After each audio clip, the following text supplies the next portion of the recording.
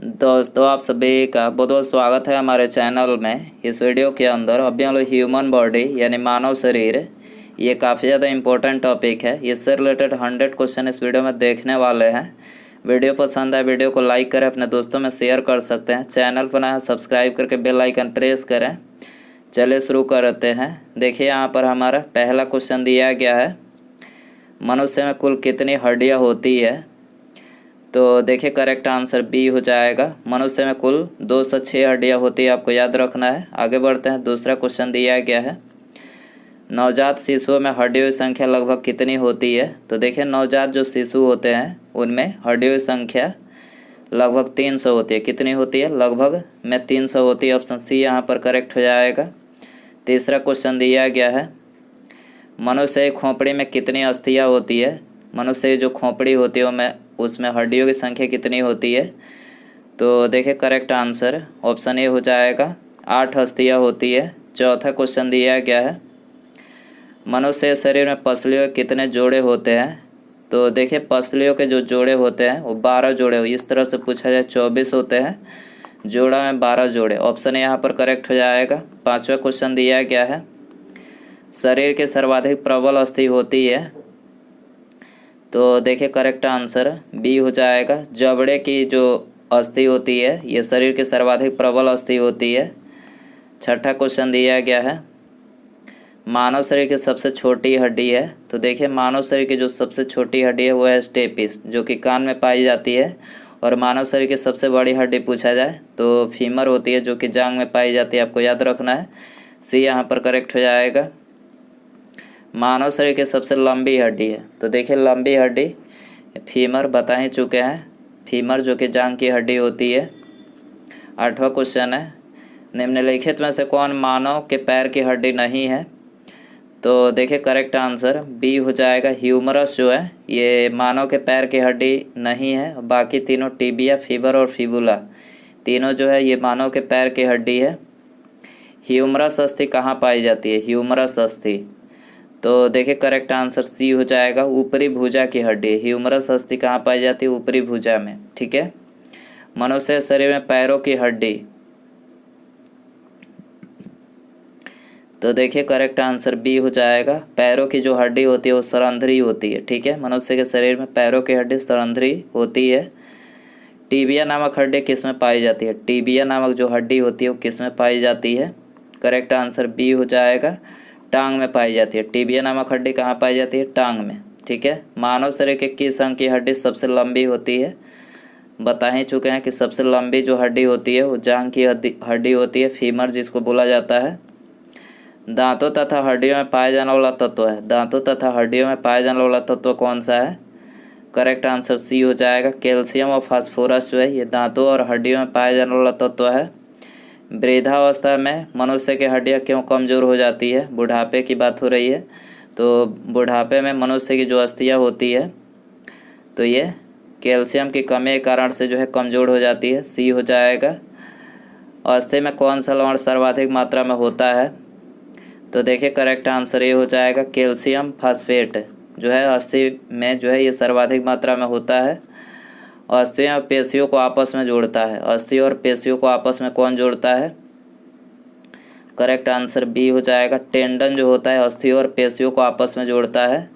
मानव के जीवन काल में कितने दांत 2 बार विकसित होते हैं? तो देखिए करेक्ट आंसर सी हो जाएगा। मनुष्य के जीवन काल में 20 दांत ऐसे होते हैं जो 2 बार विकसित होते हैं। मानव शरीर में पाचन का अधिकांश भाग किस अंग में संपन्न होता है? पाचन का अधिकांश भाग, तो देखिए करेक्ट आंसर सी हो जाएगा, छोटी आंत में संपन्न होता है।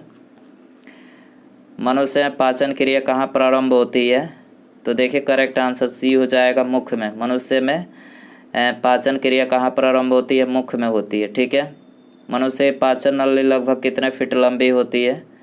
करेक्ट आंसर डी हो जाएगा, 32 फीट। ठीक है, मनुष्य की जो पाचन नली होती है वो 32 फीट लंबी होती है, 32 फीट। ठीक है। मुख में मंड यानी स्टार्च का शर्करा में पाचन किसके द्वारा होता है? तो देखिए करेक्ट आंसर बी हो जाएगा, टाइलिन के द्वारा। ठीक है। अगला क्वेश्चन दिया गया है, पाचन तंत्र का हिस्सा नहीं है। तो देखिए यहाँ पर करेक्ट आंसर सी हो जाएगा। कॉर्निया जो है ये पाचन तंत्र का हिस्सा नहीं है, बाकी यकृत, पित्ताशय और आंत तीनों जो है यहाँ पर पाचन तंत्र का। शरीर के लिए एंजाइम आवश्यक होते हैं क्योंकि, तो देखिए शरीर के लिए एंजाइम, ऑप्शन डी करेक्ट हो जाएगा। ये जीव रासायनिक क्रियाओं के उत्प्रेरक हैं, इसलिए आवश्यक होते हैं। दुग्ध प्रोटीन को पचाने वाला एंजाइम है, वेरी इंपॉर्टेंट। दुग्ध प्रोटीन को पचाने वाला एंजाइम कौन सा है? करेक्ट आंसर सी हो जाएगा। रेनिन जो है दुग्ध प्रोटीन को पचाने वाला एंजाइम है। अधिकतम पोषक तत्व रक्त में कहाँ से अवशोषित किए जाते हैं? तो करेक्ट आंसर सी हो जाएगा, छोटी आंत से। अधिकतम पोषक तत्व रक्त में छोटी आंत से अवशोषित किए जाते हैं। लार में कौन सा एंजाइम पाया जाता है? लार में, तो करेक्ट आंसर बी हो जाएगा। टाइलिन एंजाइम जो है लार में पाया जाता है। पेट में भोजन को पचाने के लिए निम्नांकित में से किसकी खास आवश्यकता होती है? तो करेक्ट आंसर सी हो जाएगा। पेट में भोजन को पचाने के लिए एंजाइम की खास आवश्यकता होती है। लार किसके पाचन में सहायक होती है? करेक्ट आंसर बी हो जाएगा। लार जो है स्टार्च के पाचन में सहायक होती है। मानव के आमाशय में अम्ल एक्स उत्पन्न होता है जो भोजन के करता है। एक्स है भोजन के पाचन में सहायक, तो करेक्ट आंसर सी हो जाएगा। हाइड्रोक्लोरिक अम्ल सहायक है भोजन के पाचन में, ठीक है। मानव शरीर में भोजन का रक्त द्वारा अवशोषण कहाँ सर्वाधिक होता है? मानव शरीर में भोजन का रक्त द्वारा अवशोषण कहाँ सर्वाधिक होता है? करेक्ट आंसर सी हो जाएगा, छोटी आंत में सर्वाधिक होता है। प्रोटीन का पाचन कहाँ से प्रारंभ होता है? करेक्ट आंसर डी हो जाएगा, उदर से, ठीक है। प्रोटीन का पाचन कहाँ से प्रारंभ होता है? उदर से। अमाशय द्वारा स्रावित रस भोजन को आसानी से पचा लेता है, लेकिन अमाशय स्वयं इन पाचक रसों से अप्रभावित रहता है क्योंकि, तो देखिए करेक्ट आंसर ए हो जाएगा। अमाशय की दीवार श्लेष्मा के द्वारा सुरक्षित रहती है, ठीक है। आगे बढ़ते हैं। पचे हुए भोजन में मौजूद विषैले पदार्थ का कौन सा अंग चूषण करता है? तो करेक्ट आंसर डी हो जाएगा। यकृत जो है ये पचे हुए भोजन में मौजूद विषैले पदार्थ का चूषण करता है। पेप्सिन है एक, करेक्ट आंसर ये हो जाएगा। पेप्सिन जो है ये एक एंजाइम है, पेप्सिन बदल देता है। करेक्ट आंसर बी हो जाएगा। प्रोटीन को पॉलीपेप्टाइड में जो है पेप्सिन बदल देता है। पाचन क्रिया प्रोटीन किस पदार्थ में बदल जाते हैं? करेक्ट आंसर सी हो जाएगा, एमिनो अम्ल में। पाचन क्रिया में प्रोटीन एमिनो अम्ल में बदल जाते हैं। निम्नलिखित में से वो अंग कौन सा है जो मानव शरीर में ग्लाइकोजन के रूप में कार्बोहाइड्रेट को जमा करता है? करेक्ट आंसर डी हो जाएगा, यकृत है, ठीक है। यकृत है जो मानव शरीर में ग्लाइकोजन के रूप में कार्बोहाइड्रेट को जमा करता है। पित्त निम्नलिखित में से किसके द्वारा पैदा किया जाता है? करेक्ट आंसर ये हो जाएगा, पित्त जो है यकृत के द्वारा पैदा किया जाता है। पित्त यानी बाइल जमा होता है। करेक्ट आंसर ये हो जाएगा, पित्ताशय में जमा होता है। पित्त यानी बाइल का प्रमुख कार्य क्या है? करेक्ट आंसर सी हो जाएगा, वसा का पायसीकरण यानी इमल्सीकरण करना, ठीक है। ये पित्त यानी बाइल का प्रमुख कार्य है। सर्वप्रथम रक्त परिसंचरण तंत्र का अध्ययन किसने किया था? करेक्ट आंसर डी हो जाएगा, हार्वे ने जो है सबसे पहले रक्त परिसंचरण तंत्र का अध्ययन किया था। पेसमेकर का संबंध किससे है? करेक्ट आंसर डी हो जाएगा, हृदय से। पेसमेकर हृदय संबंधित है। पेसमेकर का कार्य है, करेक्ट आंसर सी हो जाएगा, दिल की धड़कन प्रारंभ करना जो है पेसमेकर का कार्य है। गति प्रेरक किससे संबंधित है? करेक्ट आंसर सी हो जाएगा, हृदय से। गति प्रेरक किससे संबंधित है? हृदय से। निम्नलिखित में से किनकी भित्तियों पर रक्त द्वारा डाले गए दबाव को रक्तदाब यानी ब्लड प्रेशर कहते हैं? तो देखिए करेक्ट आंसर सी हो जाएगा, धमनियों की भित्तियों पर रक्त द्वारा डाले गए दबाव को क्या कहा जाता है? रक्तदाब यानी ब्लड प्रेशर कहा जाता है। सोते समय रक्तदाब में क्या परिवर्तन होता है? तो करेक्ट आंसर बी हो जाएगा, सोते समय रक्तदाब जो है घट जाता है। रुधिर दबाव यानी ब्लड प्रेशर मापक यंत्र है, तो देखिए ब्लड प्रेशर जो है किसके द्वारा मापा जाता है? स्फिग्नोमैनोमीटर के द्वारा। याद रखना स्फिग्नोमैनोमीटर। जार्विक 7 है। तो देखिए जार्विक 7 जो है ये कृत्रिम हृदय, क्या है? कृत्रिम हृदय। लवडा ध्वनि किसकी क्रिया के कारण उत्पन्न होती है? करेक्ट आंसर सी हो जाएगा। हृदय क्रिया के कारण से जो है उत्पन्न होती है। मनुष्य शरीर में हृदय को एक बार धड़कने के लिए कितना समय लगता है? 0.8 सेकंड। मनुष्य शरीर में हृदय को एक बार धड़कने में 0.8 सेकंड। स्वस्थ मनुष्य में प्रति मिनट हृदय स्पंदन होता है। तो करेक्ट आंसर सी हो जाएगा। प्रति मिनट जो है 72 बार होता है। मानव हृदय में कितने कोष्ठक होते हैं? करेक्ट आंसर सी हो जाएगा। मनुष्य के हृदय में 4 कोष्ठक होते हैं। नाड़ी दर कहाँ से मापा जाता है? करेक्ट आंसर बी हो जाएगा, धमनी से। नाड़ी दर कहाँ से मापा जाता है? धमनी से। एक किशोरवय मनुष्य में सामान्य रक्तदाब कितना होता है? करेक्ट आंसर ये हो जाएगा 120/80 होता है एक किशोरवय मनुष्य में सामान्य रक्तदाब। दौड़ते समय दौड़ लगाते समय मनुष्य का रक्तचाप, करेक्ट आंसर ये बढ़ जाता है। दौड़ लगाते समय मनुष्य का रक्तचाप बढ़ जाता है। सामान्य जीवन काल में मनुष्य का हृदय लगभग कितनी बार धड़कता है? 2 अरब बार धड़कता है। मानव शरीर में हृदय का कार्य है पंपिंग स्टेशन की तरह। मानव शरीर में हृदय का कार्य किस तरह से है? पंपिंग स्टेशन की तरह है। ये हो जाएगा। शरीर की विशालतम धमनी है। करेक्ट आंसर बी हो जाएगा। एआर्टा जो है ये शरीर की विशालतम धमनी है। स्वस्थ मनुष्य शरीर में कुल कितनी मात्रा होती है? रक्त की कुल मात्रा कितनी होती है? करेक्ट आंसर सी हो जाएगा। शरीर के वजन का 7% जो है एक स्वस्थ मानव शरीर में रक्त की मात्रा होती है। एक वयस्क में रक्त का औसत आयतन होता है। करेक्ट आंसर सी हो जाएगा। 5 से 6 लीटर होता है। मानव रुधिर का पीएच है। करेक्ट आंसर डी 7.4 जो है मानव रुधिर का पीएच है। मानव शरीर में रुधिर बैंक यानी ब्लड बैंक का कार्य कौन करता है? करेक्ट आंसर ये हो जाएगा तिलिया यानी पलिया, जिसको स्प्लीन बोला जाता है अंग्रेजी में। मानव रक्त प्लाज्मा में प्रायः पानी की प्रतिशत मात्रा कितनी होती है? करेक्ट आंसर डी हो जाएगा। 91 से 92% जो है पानी की प्रतिशत मात्रा होती है। पानी की प्रतिशत मात्रा में भिन्नता होती है 91 से 92%। ठीक है। रक्त में पाई जाने वाली धातु है।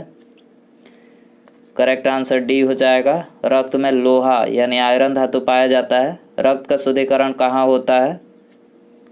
फेफड़ा, यकृत, किडनी, तीनों जगहों पर रक्त का शुद्धिकरण होता है। ये सभी हो जाएगा। निम्नलिखित में से कौन सा कथन सही है? शरीर में सारा रक्त किडनी के माध्यम से शुद्ध होता है। ये वाला ऑप्शन सी करेक्ट है। यहाँ पर मानव शरीर में खून के शुद्धिकरण की प्रक्रिया को क्या कहते हैं? डायलिसिस कहते हैं। खून के शुद्धिकरण की प्रक्रिया को डायलिसिस कहते हैं। रक्त में लाल रंग किसके कारण होता है? हीमोग्लोबिन के कारण से। रक्त में लाल रंग हीमोग्लोबिन के कारण से होता है। हीमोग्लोबिन में होता है लोहा होता है। क्या होता है? लोहा। शरीर में हीमोग्लोबिन का कार्य है ऑक्सीजन का परिवहन। शरीर में हीमोग्लोबिन का क्या कार्य है? ऑक्सीजन का परिवहन है। हीमोग्लोबिन किसका महत्वपूर्ण घटक है? आरबीसी का महत्वपूर्ण घटक है हीमोग्लोबिन। कौन सी रक्त वाहिका है साफ रक्त फेफड़ों से हृदय में ले जाती है? तो करेक्ट आंसर डी हो जाएगा। फुसफुस सीरा जो होती है ये साफ रक्त फेफड़े से हृदय में ले जाती है। निम्नलिखित में से किसकी सहायता से रक्त द्वारा ऑक्सीजन ले जाया जाता है? करेक्ट आंसर ये हो जाएगा। लोहित कोशिकाओं की सहायता से जो रक्त द्वारा ऑक्सीजन ले जाया जाता है। किसके मौजूदगी के कारण शरीर के भीतर रक्त जमता नहीं है? तो करेक्ट आंसर डी हो जाएगा। हिपैरिन की उपस्थिति के कारण से जो है शरीर के भीतर जो है रक्त जमता नहीं है। मानव शरीर का रक्त बैंक कहलाता है। तो देखिए करेक्ट आंसर ए हो जाएगा। पलिया जो है ये मानव शरीर में रक्त बैंक कहलाता है। रुधिर के प्लाज्मा में निम्नलिखित में से किसके द्वारा एंटीबॉडी निर्मित होती है? करेक्ट आंसर बी हो जाएगा, लिम्फोसाइट के द्वारा। ठीक है, रुधिर के प्लाज्मा में लिम्फोसाइट के द्वारा जो है एंटीबॉडी निर्मित होती है। लाल रक्त कणिका यानी आरबीसी किस नाम से जानी जाती है? करेक्ट आंसर ये हो जाएगा इरिथ्रोसाइट के नाम से। ठीक है, आरबीसी किस नाम से जानी जाती है? इरिथ्रोसाइट। लाल रक्त कणिका यानी आरबीसी कहाँ उत्पन्न होते हैं? तो देखिए आरबीसी अस्थिमज्जा में उत्पन्न होते हैं। कहाँ पर? अस्थिमज्जा, ऑप्शन डी हो जाएगा। निम्नलिखित में से किसको आरबीसी का कब्रिस्तान कहा जाता है? तो आरबीसी का कब्रिस्तान जो है पलीहा को कहा जाता है, पलीहा। मनुष्य की लाल रक्त कोशिकाओं का जीवन काल कितना होता है? तो आरबीसी का जीवन काल 120 दिन का होता है। डब्ल्यूबीसी का पूछा जाए तो 1 से 4 दिन का, 1 से 4 दिन का डब्ल्यूबीसी का होता है। मानव शरीर में लाल रक्त कण का निर्माण कहाँ होता है? अस्थिमज्जा में होता है। आरबीसी का निर्माण कहाँ होता है? अस्थिमज्जा। लाल रुधिर कणिकाओं का उत्पन्न निम्नलिखित में से किसके द्वारा होता है? अस्थिमज्जा के द्वारा होता है। उच्च उनतास पर मानव शरीर में आरबीसी, तो आरबीसी की संख्या बढ़ेगी उच्च उनतास पर। ठीक है, सफ़ेद रक्त कण यानी डब्ल्यूबीसी का मुख्य कार्य है, डब्ल्यूबीसी का मुख्य कार्य है रोग प्रतिरोधक क्षमता धारण करना। ठीक है, मनुष्य के रक्त में श्वेत रक्त कणिकाओं की कौन सी किस्म अधिक होती है? तो आरबीसी की किस्म जो अधिक होती है न्यूट्रोफिल्स, डी हो जाएगा। जब कोई बाहरी पदार्थ मानव रुधिर प्रणाली में प्रविष्ट होता है तो प्रतिक्रिया कौन प्रारंभ करता है? डब्ल्यूबीसी प्रारंभ करता है, डब्ल्यूबीसी, बी हो जाएगा। रक्त समूह यानी ब्लड ग्रुप के खोज करता है। करेक्ट आंसर ये हो जाएगा, लैंड स्टीनर जो है ब्लड ग्रुप के खोज करता है। आरएच फैक्टर का पता लगाया लैंड स्टीनर तथा बियनर ने। ठीक है, किस रुधिर वर्ग में एंटीबॉडी नहीं पाई जाती है? ए बी रुधिर वर्ग में जो एंटीबॉडी नहीं पाई जाती है। किस रुधिर वर्ग में दोनों एंटीबॉडी पाई जाती है? वो रुधिर वर्ग में जो है दोनों एंटीबॉडी पाई जाती है। किस रुधिर वर्ग में कोई एंटीजन नहीं पाया जाता है? करेक्ट आंसर डी हो जाएगा, वो रुधिर वर्ग में जो है कोई एंटीजन नहीं पाया जाता है। एंटीजन प्रतिजन एक ऐसा पदार्थ है जो प्रतिरक्षी के निर्माण को बढ़ावा देता है। ठीक है, प्रतिरक्षी के निर्माण को सी हो जाएगा। एंटीबॉडी का मुख्य कार्य किसके विरुद्ध होता है? संक्रमण के विरुद्ध होता है। एंटीबॉडी का मुख्य कार्य किसके विरुद्ध होता है? संक्रमण के विरुद्ध। आरएच फैक्टर का नाम किससे संबंधित है? तो आरएच फैक्टर बंदर से संबंधित है। आरएच तत्व के अनुसार कौन सी जोड़ी विवाह के लिए उपयुक्त नहीं है? तो करेक्ट आंसर ए हो जाएगा, आरएच प्लस पुरुष तथा आरएच माइनस जो है ये विवाह के लिए जोड़ी उपयुक्त नहीं है। संतानों की भ्रूणीय अवस्था में माता के गर्भाशय के अंदर ही रक्त का थक्का बनने से मृत्यु हो जाती है। इस रोग को इरिथ्रोब्लास्टोसिस फीटलिस कहा जाता है। इसका कारण है, तो देखिए इसका जो कारण है वो है पिता का आरएच प्लस तथा माता का आरएच माइनस। निम्नलिखित में से कौन सा ब्लड ग्रुप सर्वव्यापक ग्राह्यता रखता है? सर्वव्यापक ग्राह्यता रखता है तो ये है ए बी रक्त समूह। ठीक है, ए बी रक्त वर्ग वाले व्यक्ति को सार्वत्रिक दाता कहा जाता है क्योंकि उसके रक्त में प्रतिपिंड का अभाव होता है, इसीलिए सार्वत्रिक अदाता कहा जाता है। मानव रक्त दान के लिए कौन सा रक्त समूह सार्वत्रिक दाता यानी यूनिवर्सल डोनर होता है?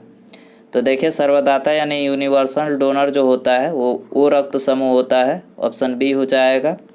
उसके बाद यहाँ पर अगला क्वेश्चन है, ये आप सभी के लिए रखते हैं, इसका आंसर आपको कमेंट में बताना है। देखिए क्वेश्चन है, रक्त समूह वो वाला व्यक्ति किस रक्त समूह के व्यक्तियों से रक्त ले सकता है? वो रक्त समूह वाला जो व्यक्ति होता है वो किस ब्लड ग्रुप वाले व्यक्तियों से रक्त ले सकता है? इसका आंसर आपको कमेंट में बताना है। और वीडियो पसंद आया हो तो प्लीज़ वीडियो को लाइक कर दें, अपने दोस्तों में शेयर कर सकते हैं। चैनल पर नया है सब्सक्राइब करके बेल आइकन प्रेस करें। ठीक है, मिलते हैं अगले वीडियो में। नमस्कार, जय हिंद, जय भारत।